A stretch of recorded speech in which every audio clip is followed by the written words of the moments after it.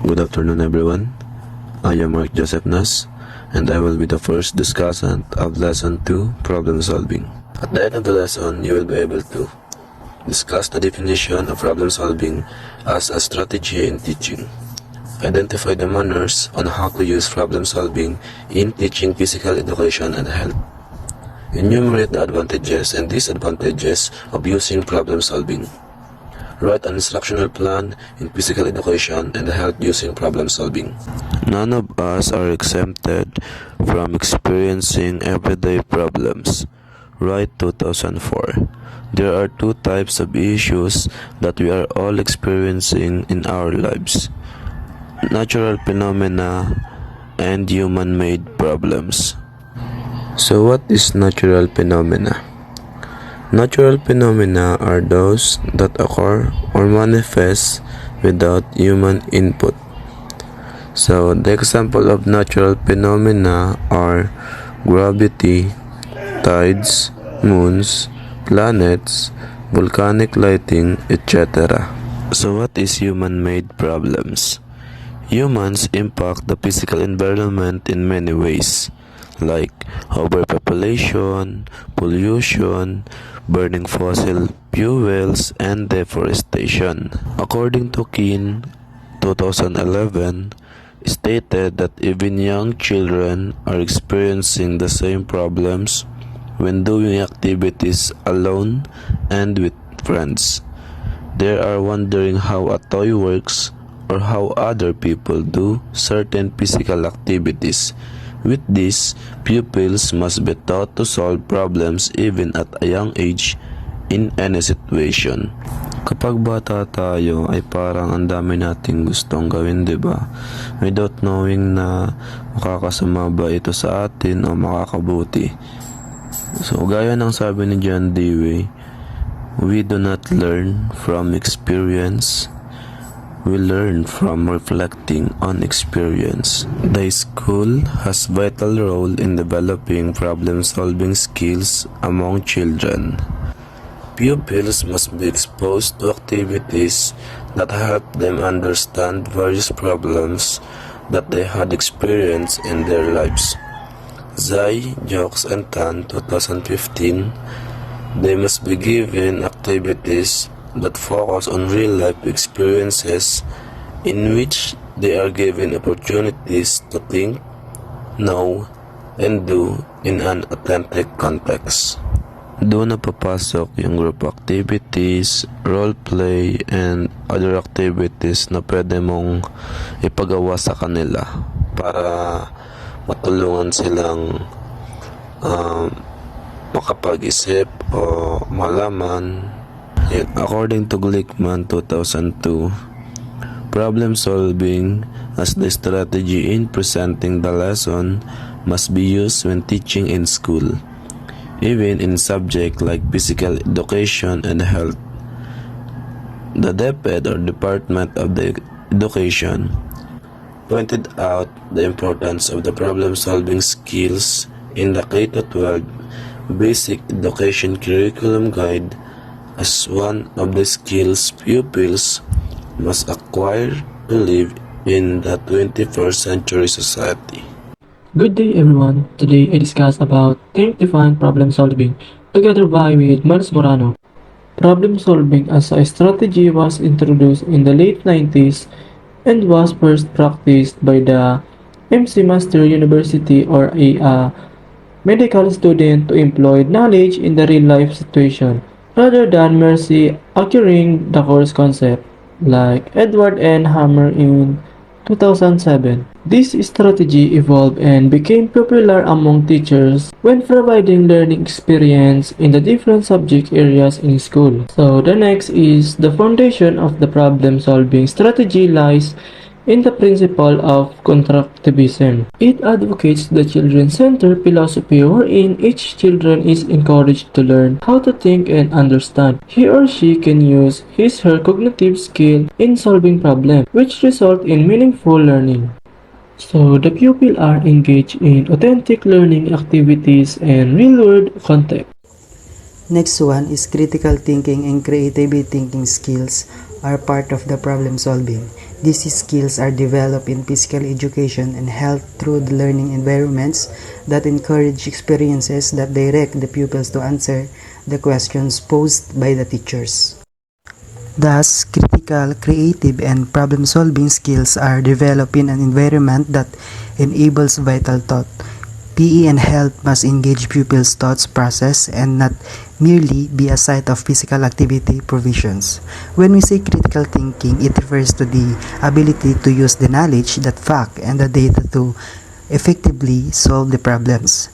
That doesn't mean you need to have the immediate answers.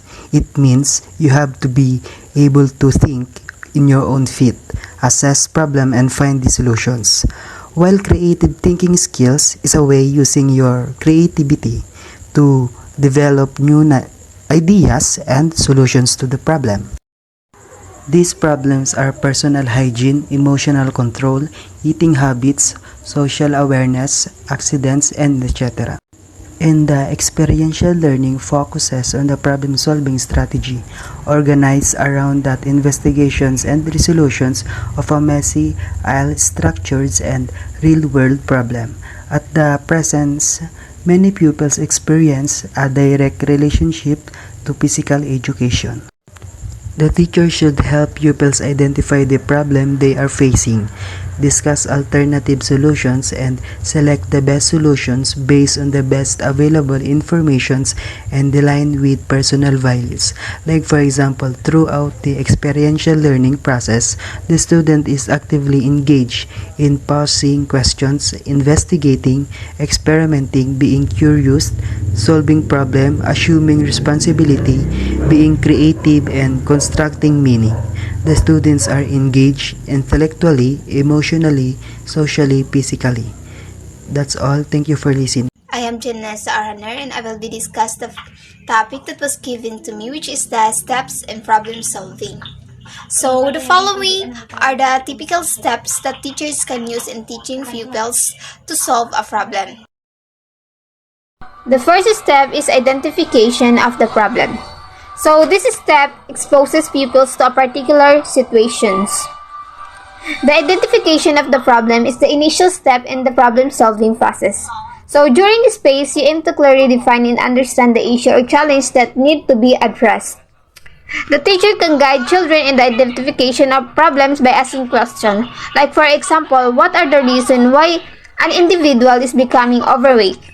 Or what are the effects of eating nutritious and not nutritious food? By truly identifying the problem, you set the foundation for the subsequent steps in the problem-solving process, such as defining goals, generating solutions, and implementing action to address the identified problem. The second step is formulation of hypotheses. With the stated problems, the teacher will ask the pupils to think of possible reasons for a particular problem. So this formulation of hypotheses is a crucial step in problem solving. It involves proposing a testable statement or educated guess about the relationship between variables.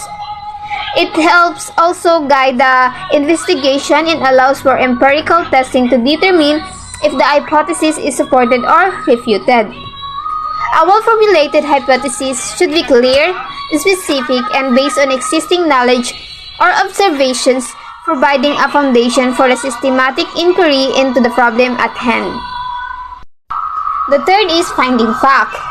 Pupils will gather information regarding the hypothesis using different resources like books, videos, clips, and other materials that can help lead them to understand the problem. So, finding facts in problem solving involves a systematic process of gathering accurate and relevant information. It also involves the process of gathering and verifying information that is objectively true and can be proven. Next is brainstorm.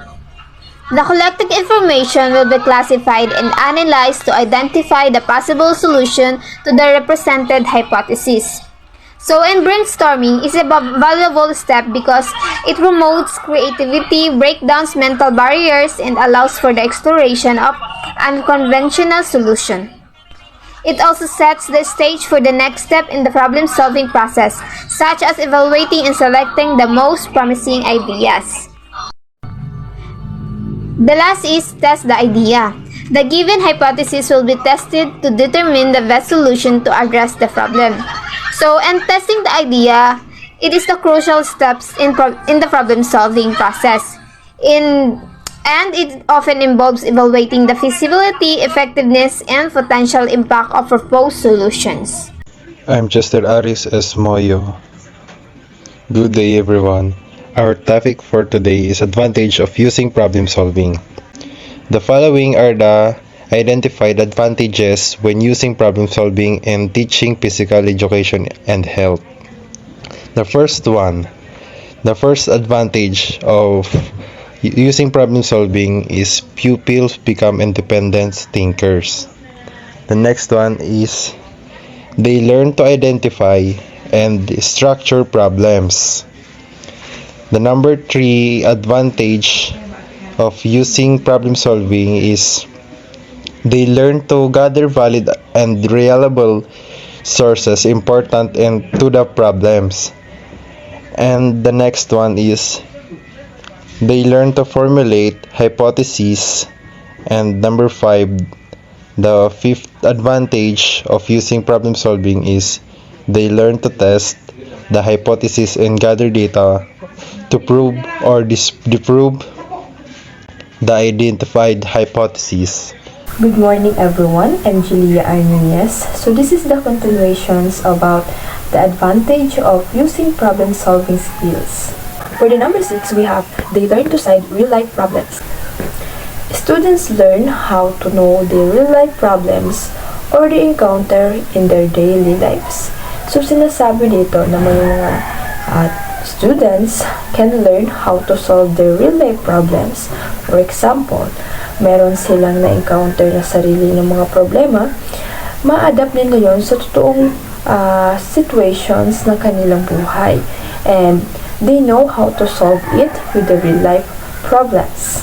And next is, they learn to gain familiarity with various objects or situations around them, their applications, and their relationship instead of having knowledge. So dito, natutulungan yung mga students na maging widen yung understanding nila sa lahat ng bagay. Kumbaga, instead of memorizing, they need to understand. For example, they know how to understand the objects, the situations, or even the concepts. And for number 8, they institute a healthy and favorable relationship with teachers and classmates. Okay, so for the number 8, sinasabi dito na it is all about the building relationship with environment. Kumbaga, students can learn how to be respected, supported, and also comfortable on how to express themselves to others, especially to their teachers and classmates. So dito napapasok on how they develop their social skills. For number 9, they develop scientific manners of solving problems. Okay, so the word scientific manners, students can involve on how to conduct a experiment, no? Observations, experimentations on how to experiment. Students can learn or can widen understandings on how to do it properly. And lastly, they develop creative, critical, cooperative, and problem-solving skills. Okay, so based on this, maraming binibigay na advantage that using problem-solving skills. Isa na dyan yung pagiging natutulungan yung mga students na maging creative, develop critical thinking skills, cooperations, and also the problem-solving skills. First is their creativity. No? So the advantage of this is students can enhance their creativity to use their imaginations to make their creativity to art. Yeah, and then for the critical thinking, they enhance on how they think positively in everything that they wanted to do. And also the cooperations, no? Natutulungan sila on how to cooperate with others. Also, sinabi ko nga kanina, they help on how to gain a relationship with others, especially to their co-students and for their teachers. And also the social skills that they need to develop because yung social skills ay isa sa mga pinaka importanteng bagay na kailangan natin i-adapt sa sarili natin kasi dyan tayo nakikipag-interact sa iba and on how they express ourselves to others. And for their problem-solving skills, they need to analyze their own problems and give an adequate solutions to it. So that's all for my part. Thank you for your listening.